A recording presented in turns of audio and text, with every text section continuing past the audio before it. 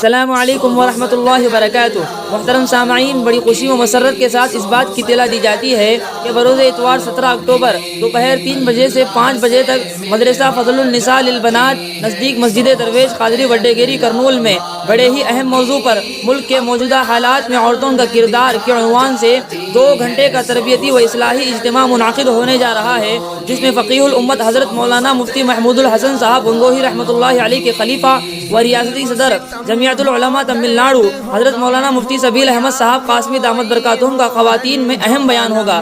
سامعین، ایسے موقع بار بار میسر نہیں آتے۔ اللہ والوں کی صحبت میں بیٹھنا، ان کے بیانات سننا اور ان کی دعاؤں میں شریک ہونا بڑی سعادت مندی ہے۔